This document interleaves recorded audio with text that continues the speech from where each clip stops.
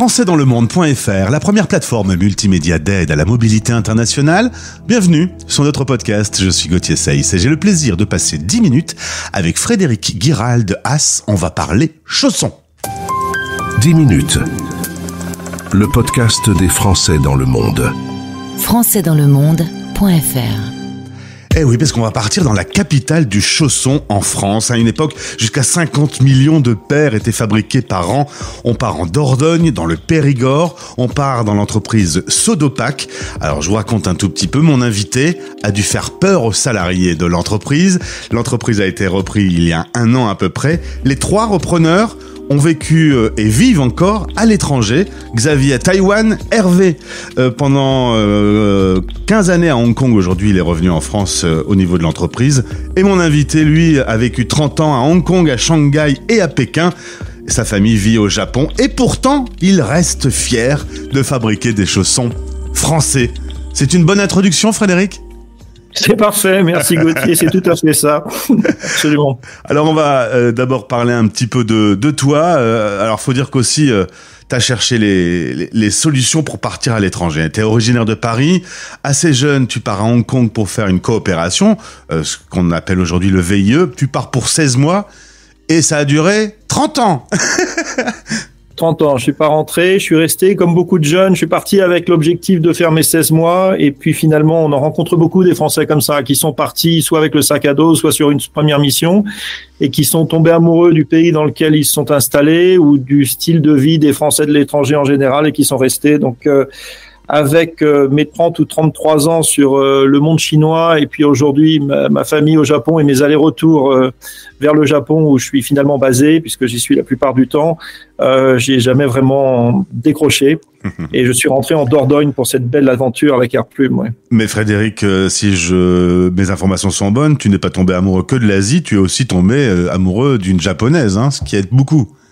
Oui, alors ça aide. Alors, quand on tombe amoureux sur place, on tombe généralement amoureux de son compagne, de sa compagne, son compagnon.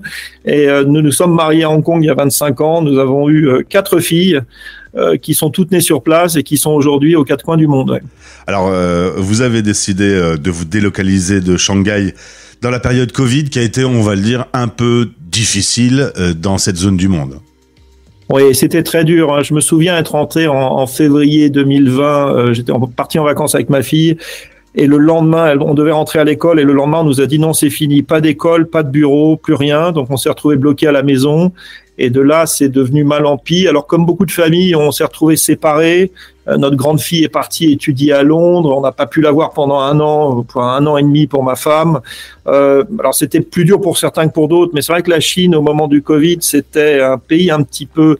C'est surprenant. Il y avait beaucoup d'interdictions non dites, plus les interdictions formelles. Donc, on savait jamais vraiment sur quel pied danser. Et il y a un moment, on a décidé de partir 2 ans et demi après, quoi. Alors, on va parler économie, on va parler d'une société qui s'appelle Sodopak, une vieille entreprise française que vous avez repris donc il y a 1 an. Comme je le disais en chapeau d'introduction, les 3 repreneurs ont vécu une vie à l'international. Honnêtement, Frédéric, quand vous avez repris l'entreprise franco-française qui fabrique des chaussons et quand on a vu votre parcours, on s'est dit, oh là là, alors, cette usine-là, on va la délocaliser, elle va partir en Asie, elle va partir au Bangladesh, honnêtement. Oui, alors les gens du bureau, c'est une petite entreprise, on est 50 avec une petite partie au bureau, nous ont demandé de nous présenter. Donc j'ai défilé mon curriculum vitae, ils m'ont regardé avec des yeux un petit peu surpris et ils m'ont dit mais qu'est-ce que vous êtes venu faire ici? Et j'ai dû effectivement leur garantir ou les rassurer sur le fait que ce qui nous intéressait, la force de l'entreprise, c'est le Made in France. Et quelques semaines plus tard, j'ai reçu un coup de fil des renseignements généraux de la préfecture qui m'ont demandé à me voir et alors je leur dis mais vous avez peur de quoi, que je délocalise l'entreprise? Et ils m'ont dit bah écoutez, on a regardé votre profil en effet. Donc on arrivait comme des grands méchants loups, c'est vrai. Cela dit, on va pas tourner autour du pot. Les années 80-90, il y a eu un vrai mouvement, on a délocalisé les entreprises, les industries ont fermé, ça a coûté moins cher, la qualité grosso modo a baissé, l'environnement on s'en foutait. C'est vrai qu'il y avait cette tentation de pouvoir imaginer que vous feriez ça de l'entreprise. Oui, et il faudrait peut-être vous donner deux chiffres. Dans les années 80, on fabriquait 50 millions de paires de pantoufles en France. Aujourd'hui, le marché, c'est 40 millions de paires de pantoufles et 4 millions fabriquées en France. Donc, on est passé de 50 millions à 4 millions en 30 ans. Et là, il y a un double effet qui est que les producteurs français à l'époque ont été chercher des meilleures marges en allant sourcer soit dans le Maghreb, soit en Chine, et que l'ouverture de la Chine, l'OMC et la baisse des quotas, en fait, ont produit un effet accélérateur. Et donc aujourd'hui, nous sommes 9 à fabriquer des chaussons en France. Il y a 9 entreprises sur des technologies différentes qui fabriquent ces 4 millions de paires. Nous, la Sodopac, avec la marque Airplume, on est probablement le plus gros en termes de volume. On fait à peu près 600 000 paires par an.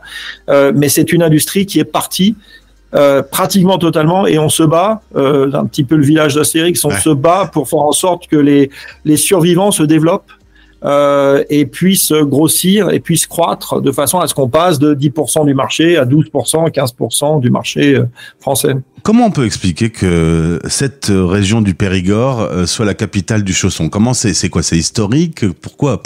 Je comprends pas. Oui. C'est historique. Alors, il y a plusieurs facteurs, hein, mais il y a effectivement des grandes forêts, il y a du bétail, donc ça a amené du cuir, et il y a des rivières froides. Donc tout ça a fait qu'il y a eu de l'industrie autour du fer, autour de la papeterie, autour de des uniformes pour la marine. Quand la marine royale de Louis XIV a été faite à La Rochelle, les uniformes ont été fabriqués en Charente. Et en fait, le chausson, c'est au départ, c'est une belle histoire, c'est un produit de rebut. C'est de l'économie circulaire. Mais il y a 200 ans. C'est-à-dire qu'on a repris les déchets des uniformes qu'on a utilisés pour mettre dans les sabots, pour être plus confortable en hiver. Et à partir de là, une industrie s'est créée autour de ce produit. La première charentaise s'est faite, sur laquelle on mettait donc une semelle en feutre, donc des rebuts de papier et des papeteries. Et pendant des années, donc les uns et les autres ont fait de l'émulsion de création de petits ateliers, de petites entreprises. Donc quelqu'un qui travaille dans une entreprise un peu développée, un peu importante, rentrait chez lui, faisait de la couture, créait son petit atelier. Et dans le Nontronais, à Nontron aujourd'hui c'est 2200 habitants, hein, mais il y a eu jusqu'à 150 fabricants de chaussons.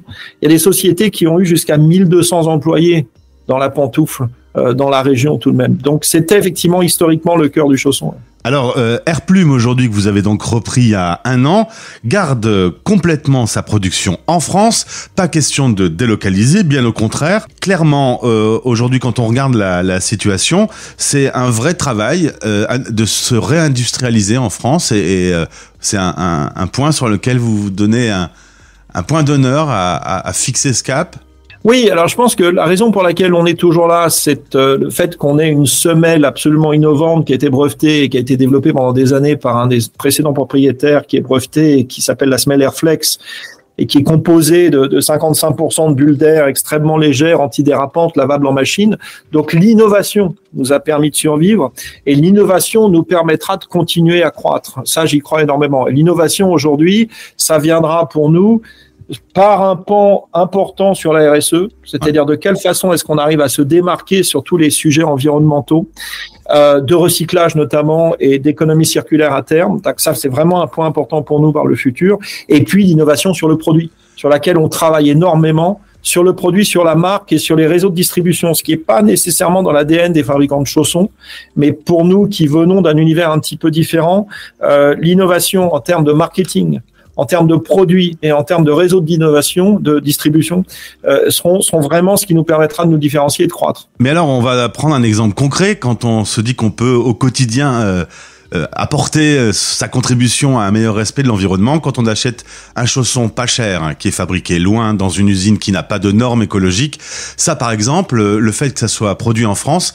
ça sécurise que vous allez respecter l'environnement. Par exemple, c'est un exemple concret de quand on achète sa paire de pantoufles, on aide la planète à mieux fonctionner. Un produit fabriqué en France suit des règles extrêmement strictes.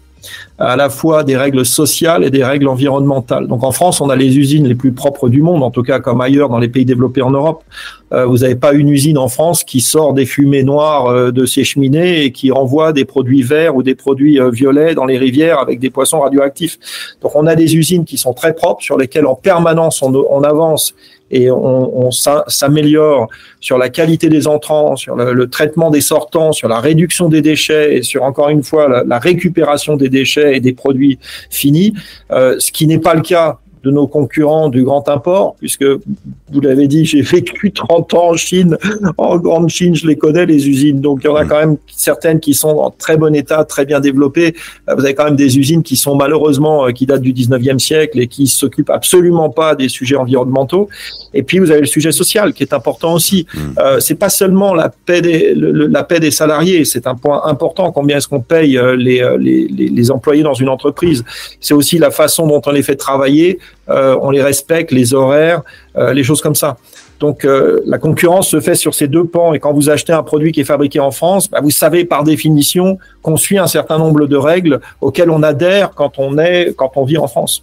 Et ça s'applique dans beaucoup d'autres domaines que le chausson, pour le coup. Tous les domaines industriels en France. Alors Frédéric, avec Xavier et Hervé, vous êtes 3 expats et ex-expats à piloter l'entreprise. Est-ce que justement quand on est français expatrié, on est plus français et plus fier d'être français que lorsqu'on y vit? Question théorique, vous avez 3 minutes. Je pense que tous les expatriés sont passés par la même phase. Ils sont partis, ils ont découvert le pays d'accueil, ils se sont dit c'est beaucoup mieux que la France, pourquoi est-ce qu'on fait pas ça, pourquoi est-ce qu'on fait pas ça? Et au bout d'un certain temps, ils se sont un petit peu raccommodés avec la France en se disant finalement c'est pas si mal, et pourquoi est-ce qu'on n'essaierait pas de prendre le meilleur des deux mondes, en admettant tout de même et reconnaissant que la France a énormément d'avantages patrimoniaux, gustatifs, culinaire, industriel et autres. Donc quand on arrive effectivement ici, on a une vision un peu différente des choses. On a une vision très communautaire et ouverte, parce que je pense que les communautés d'expatriés à l'international sont souvent très proches. Ce sont des petites communautés de gens qui sont très proches les uns des autres et qui cherchent à se retrouver. Et nous, c'est ce que nous avons fait en arrivant ici. Et ça a créé une petite différence dans un monde qui était assez isolé, où les gens se parlaient pas beaucoup. Le fait d'avoir des responsables d'entreprise qui cherchent le contact avec les autres, qui cherchent à échanger, qui cherchent à valoriser le travail des uns et des autres, c'était quelque chose de nouveau. Et effectivement, on est très fiers du fait d'être français, de fabriquer en France, et on le crie très fort parce qu'on considère que c'est un avantage, bien sûr. Eh ben voilà une nouvelle histoire qu'on rajoute au tableau de chasse de Français dans le monde. L'histoire de 3 expats et ex-expats qui défendent l'industrie française, l'environnement, les droits sociaux. Eh ben, ça vaut un petit coup de cocorico au passage. Merci pour ce témoignage, Frédéric. Merci beaucoup, Gauthier. Très bonne journée. Français dans